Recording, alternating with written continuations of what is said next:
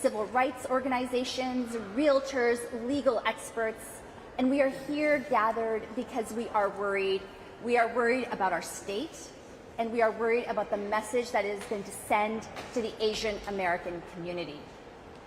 Because make no mistake, today's hearing on HB 17 is modern-day discrimination. It is being passed under the guise of security, but it is not about protecting Texas. It is about targeting local residents, legal residents, our doctors, our students, our neighbors, just because of the place they were born.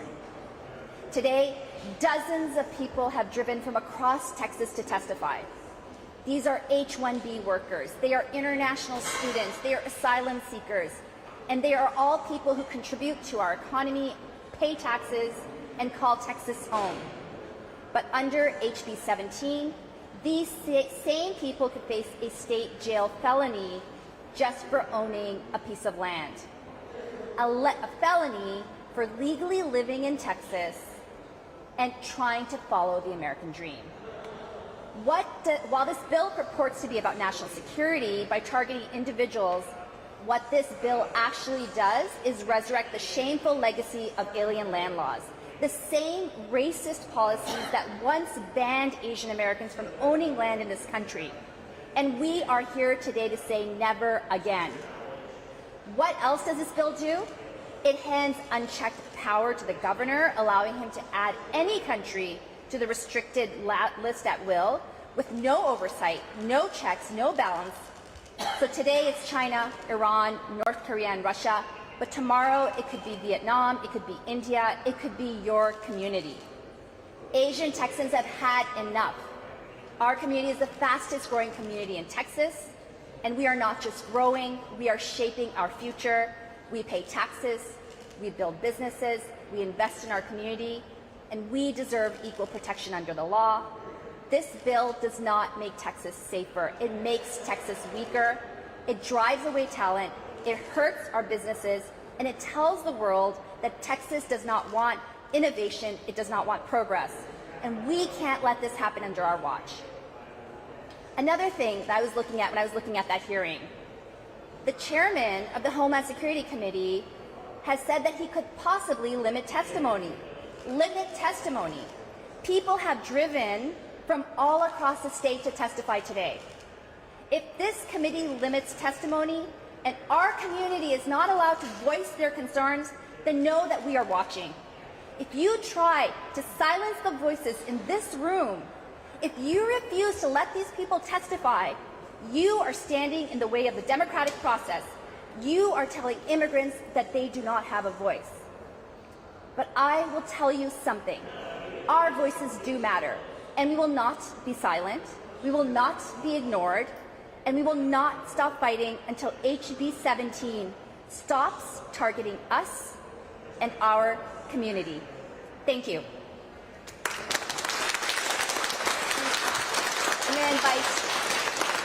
I'm going to invite Representative Jean Wu now to speak.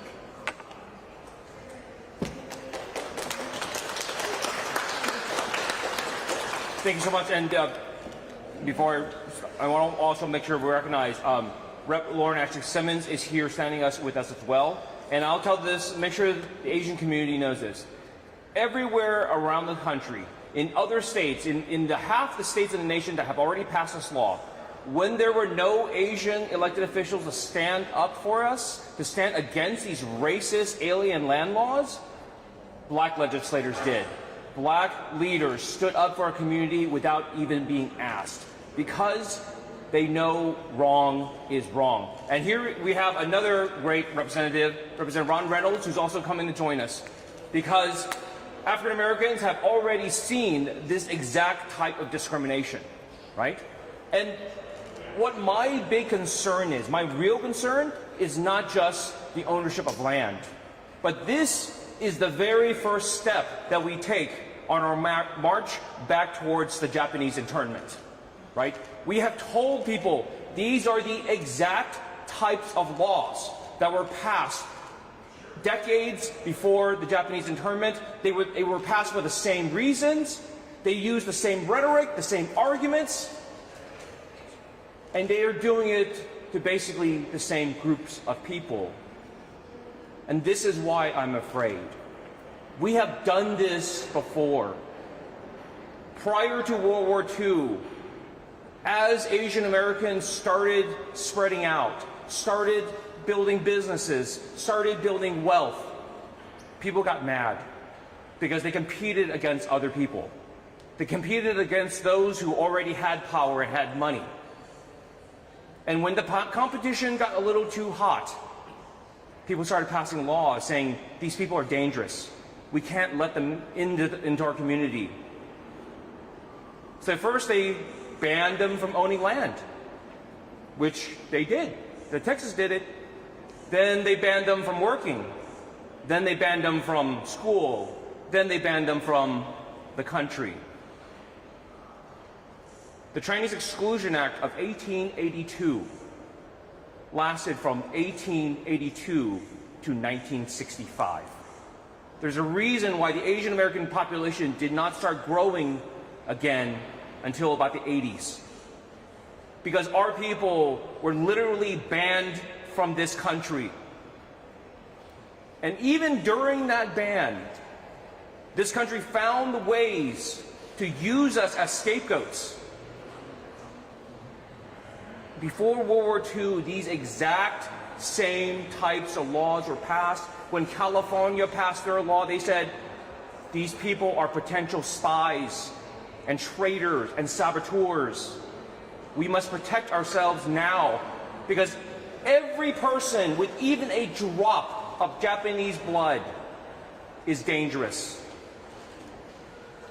So what resulted after all these laws again and again were passed, in World War II, while about 10,000 German and Italian nationals were held, every single Japanese American in the entire country was rounded up.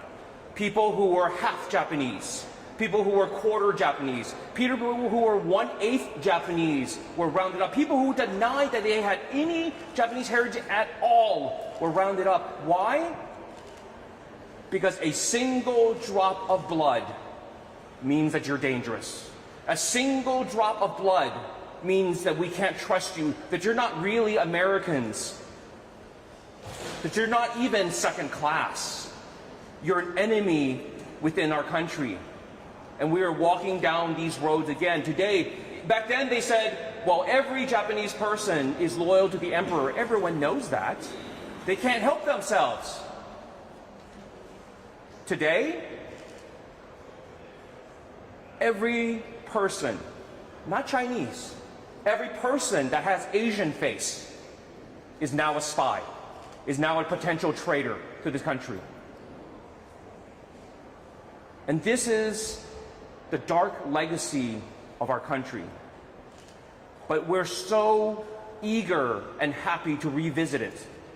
We know that what we did in the past was wrong. What is wrong before is still wrong today. That's why you see African Americans, Latinos, and other groups, Jews, Muslims, all standing up against this, because this same types of laws have been used against all communities. It's simply our turn again. But this time, it's different. This time, we can vote. This time we have power. This time we have people. This time we have allies. We will not go quietly into the darkness. We will fight. The Asian community will fight. Because this is not just for us, this is for our children, and this is for America.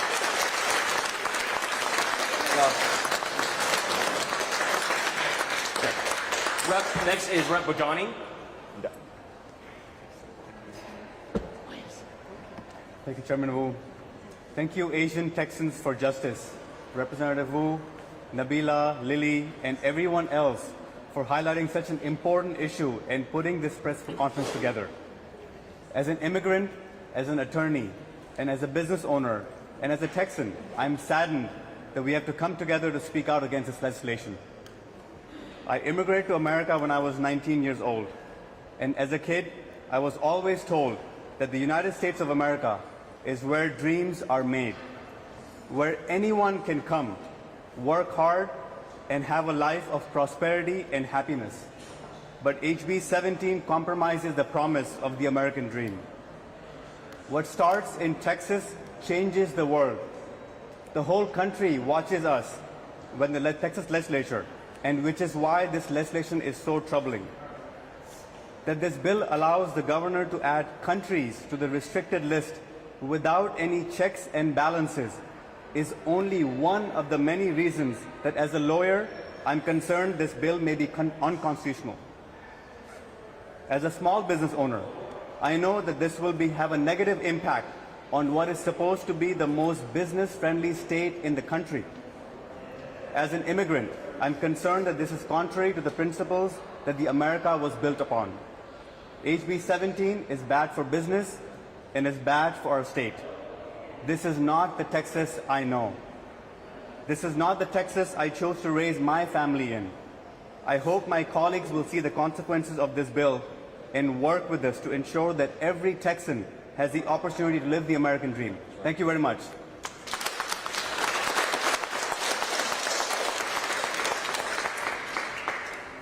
All right, I'm going to invite Danny Woodward from TCRP, Texas Civil Rights Project.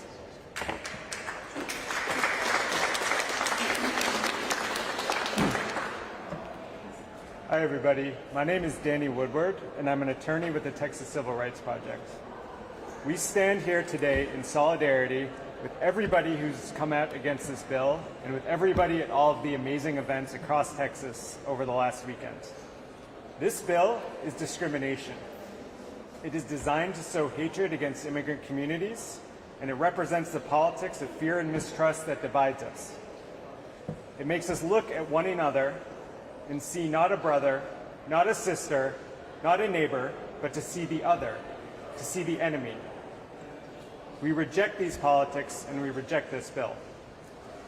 This bill is also unconstitutional discrimination. The Equal Protection Clause of the 14th Amendment requires government to treat people as individuals rather than classify them based on race or national origin. HB 17 does that classification. It says you cannot buy land if you are from a certain country. Now, we might hear them today say that this bill does not discriminate based on national origin because it uses the word domicile.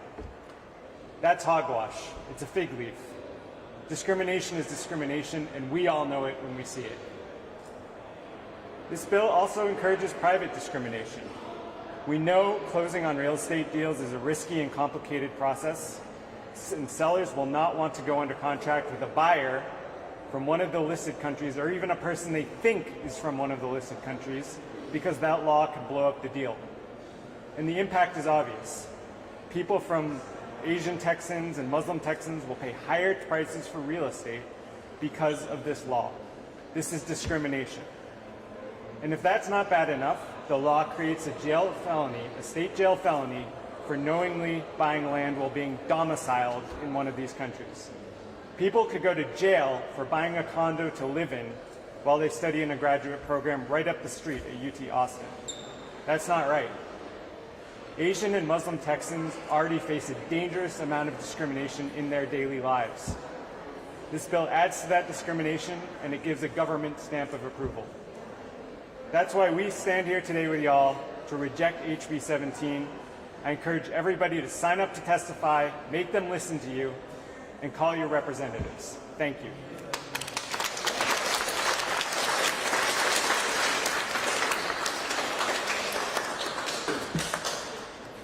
Good morning, everyone. My name is Nilufar Rafizi, and I'm here on behalf of Engage Action, a C4 that is dedicated to promoting the rights of Muslim Americans across Texas and the U.S. In short, we represent, like many of the organizations here, we represent the sorts of people who get asked, so where are you really from? We represent the sorts of people who are going to be impacted by HB 17, whether their country is on the list right now or not, because of what they look like. I'm also here as a proud Iranian American. My family came here seeking the American dream, and we want that dream to be available to everyone who comes here. And now I want to say a couple of words in Farsi for any friends who might be watching us. سلام دوستان عزیز، امروز مثل 2023 حقوقای ما زیر حمله هستند. الان شاید شماها گرین کارت دارین، سیتیزن هستین و الان نگران نیستین که این حقوقا رو شما اثر داشته باشه. ولی امروز ماها نیستن، ولی فردا گرین کارت هولدرها هستن و پس فردایم مقیمای آمریکا هستن، سیتیزن ها هستن. پس الان موقعش هست که صدامون رو بلند کنیم و بگیم نه، ما هم آمریکایی هستیم، ما هم تکسن هستیم و ما جامون اینجا هست و همه حقوقایی که زیر قانون اساسی آمریکا برامون مهم هست به ما هم لیاق هست. I just said that no matter what your status is right now, if you think you're a citizen, green card holder, and this does not apply to you, it may apply to you in the future because they are coming for our rights one by one. Now is the time for us to speak up and say we will show up every time, just as we did in 2023, to stand up for our rights. And each time we stand up, there are more and more of us. We stand in solidarity, and we are louder each and every time. So we're here, no matter what the chairman wants to do today, we are here to make sure our voices are heard, whether in the committee room or elsewhere, because we are Texans too, we belong here, and we are owed every right guaranteed us under the Constitution. Thank you. I'm going to invite Debbie Chen from OCA Greater Houston. Good morning. I'm Debbie Chen with OCA Greater Houston. We are a chapter of OCA National, a social justice and civil rights organization. Our primary work here in Texas has been about civic engagement. Texas has the third largest population of Asian Americans in the country. There's over 1.7 million of us here. Our community works hard, we pay our taxes, and think that we have the equal opportunity to pursue the American dream. 14% of small business firms in the state of Texas are started and run by Asian Americans, employing Texans across the state. Over 54,000, with payrolls of over 20 billion. I name these numbers because what we're talking about today with HB 17 is the slippery slope of, if we start from here, where does it stop? Is it really going to stop, or do we really have to wait till when they come after our property, right? Our savings? When the Japanese Americans were rounded up in World War II, they lost everything. Everything that their grandparents, their great-grandparents, their parents, that they themselves have worked really hard to build a life for themselves, to build a future for their children. Why do Asian Americans build small businesses in the first place? Because we already face discrimination. So many of us are not able to go into mainstream corporate companies because they look at us and like, well, you're a foreigner, or maybe you have an accent, and your accent somehow makes you not management material, when in fact we have numbers of Asian Americans who actually end up training the people who come up behind them, who then turn into their supervisors. That is why so many of us work so hard to find the opportunities that are there for us to build lives for ourselves. To prevent us from being able to buy land, to buy a home, that is the very foundation of us being able to have generational wealth, something that all other communities in this country strive for. Everybody grows up with the notion of, I want the house with a white picket fence, my own yard, my own backyard, a pool if I'm lovely, or if I'm lucky. HB 17 goes down that slippery slope and denies us those opportunities. It is unconstitutional, and I urge everyone, if you are a citizen, go vote. Register to vote. Vote for the people who are looking out for your interests. We are nonpartisan. We're not saying who to go vote for, but look at the issues. Look at the issues and who is proposing these things that damage our community. And don't think that, well, my country isn't named. I'm from a safe country. This bill is written in a way where it could be you next. It could be any of us in this country because you say the wrong things. You say something that the governor isn't happy about. and suddenly you're under investigation, absolutely, we can defend ourselves. It'll cost you your entire life savings to defend yourself. It's unconstitutional. I urge you, vote and call your representative. Call your state senators. Thank you.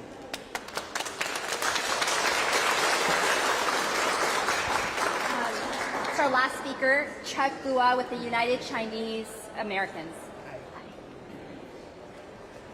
Hi all, I'm Chuck Guo. I'm an immigration attorney. I'm speaking on behalf of UCA, National Asian Chinese American Organization.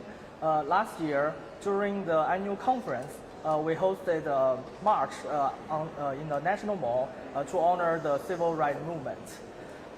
There's a Asian Chinese saying, 大浪淘沙, great wave sieves through sand.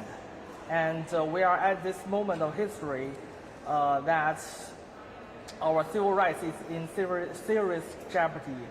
Let's look at the history.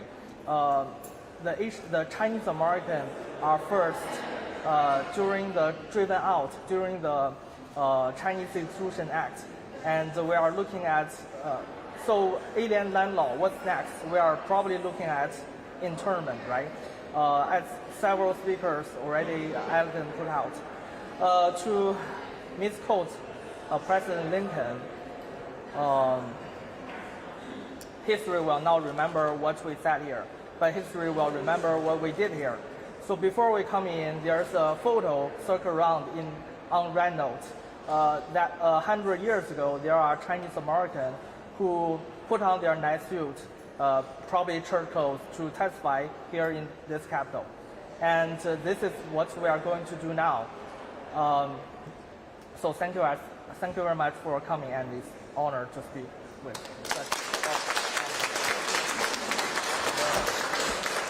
I just wanted to recognize we also have Representative Rosenthal here to join us, and Mr. Kendall Scudder from the PDP. At this time, we wanted to open it up for questions. We have a lot of folks from the community here that can possibly answer your questions. Any questions? We have a representative from San Antonio. Okay.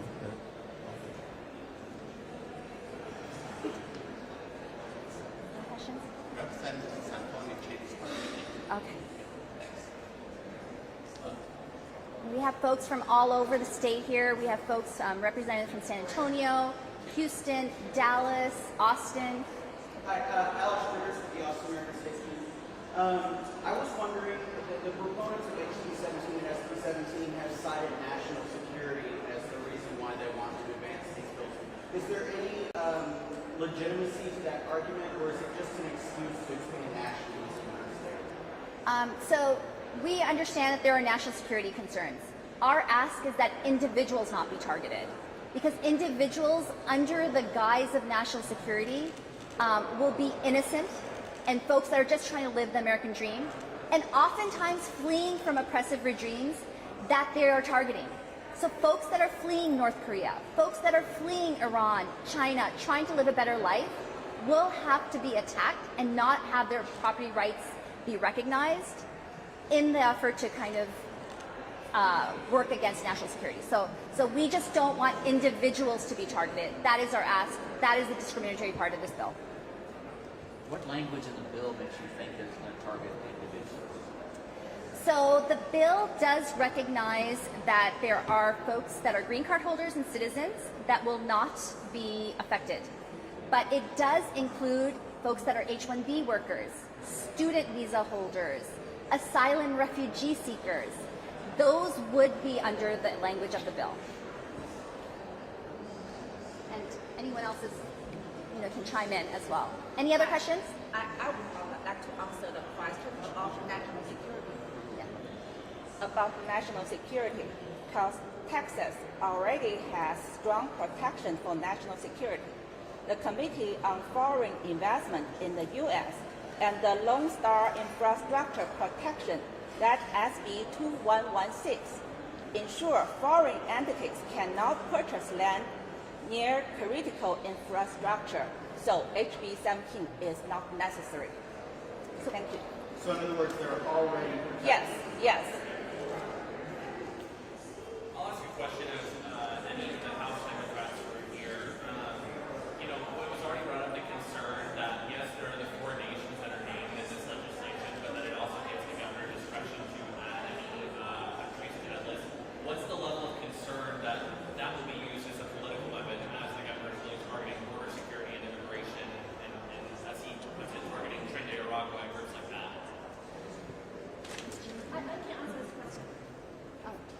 This is for the House. For the House so members, is that yeah. really a serious question? Like, do we live in the same state that you do? I would want for you to kind of. Okay, so first, yeah, thank you. Let's all stand together for this one. So first, recognizing that the way that this thing is written by enumerating some specific countries allows for the addition of additional either countries or concerns, and that could be done during a floor amendment on the House floor. It could be done in the interim by an executive order. So having it be loose, the language loose to the point where they only list a few specific items, opens it up wide. So when you want to talk about opening the door to a slippery slope, this is the vehicle that does that.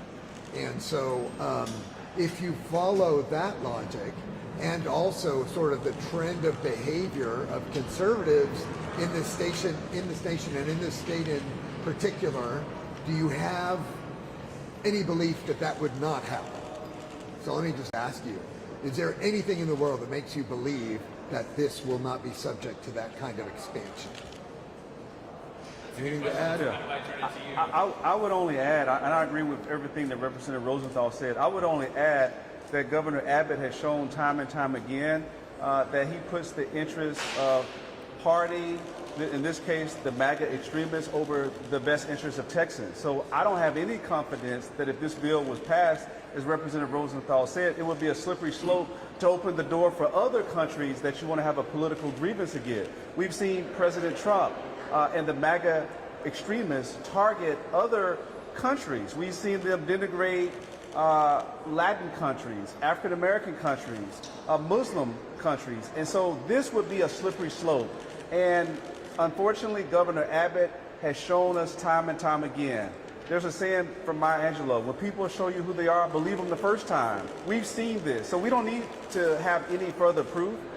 All of the policies that he's promoting that go against the best interests of Texans usually is because he's trying to appease the MAGA base. We've seen him use African Americans as political tools when he was trying to out conservative Governor DeSantis in Florida. That's how we ended up with the initial anti-diversity, equity, and inclusion. So he's showing time and time again, if you're not affluent, if you're not Anglo, if you're not Christian, then you are at the peril. And so I, for one, am vehemently opposed to this legislation as I was last session, and that is why it's so important that we stand here in solidarity as African Americans, as Jewish, as Christians, as Muslims.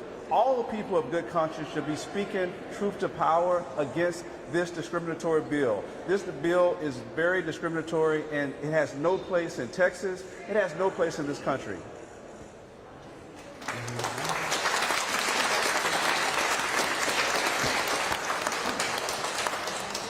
And I'll be very brief, but I feel like if we're talking about Texas and we're talking about strictly economics and strictly business, it's antithetical to saying Texas is open for business when we're restricting who can come here and make a lives for themselves and make a living. I think everybody knows the old adage, the poem, it even can be considered cliche. First they came for, and then they came for me and there was no one left. Right. And if we've seen, and we talk about the slippery slope rhetoric, it's very easy for us to start targeting small groups today, and before you know it, you're also on that list. So right. I'm standing in solidarity with the Asian community, but I'm also here standing for Black people. I'm standing for the community that I'm from because, listen, I know if you don't love Asian people, you probably don't have a whole lot of love for Black folk either. Right. And that ship is rarely late, and I want to make sure that I'm on the right side of this so we can protect all of our communities. Here's the quote. Here's the pertinent quote from the Jewish dude. First they came for the socialists, and I did not speak out because I was not a socialist. Then they came for the trade unionists, and I did not speak out because I was not a trade unionist. Then they came for the Jews, and I did not speak out because I was not a Jew. Then they came for me, and there was no one left to speak for me. So let us not be that. Thank you all.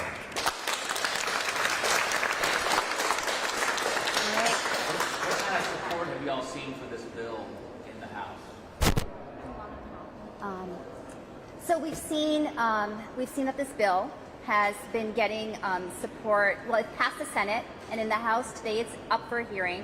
And what we're trying to do is make sure that the Homeland Security Committee knows that we find this bill discriminatory and that we are going to call that out until folks actually listen and do something about it. We are seeing that there is some support for this bill. I'll be honest with you, this is a bipartisan bill. There are Democrats that are supporting this bill. And we want to make sure that we call out everyone that is supporting this bill, either as a joint author or as someone who is going to vote for it. It passed in the Senate as a bipartisan bill. We want to make sure that it does not pass as a bipartisan bill in the House. I think we're done now. Are there any more questions? I want to say something. I'm a mom of 4, and my older daughter is an eye doctor, and my second daughter works for the investment consultant. My third child is a college kid, and my fourth child is a high school junior. And you know, we are all American citizens, but we are Chinese too. You know, we're from China. And right now, this HB 17 brings the fear to all the Chinese community. You know, we don't know. Right now, the target is H-1B. Target is the people who has a Chinese visa.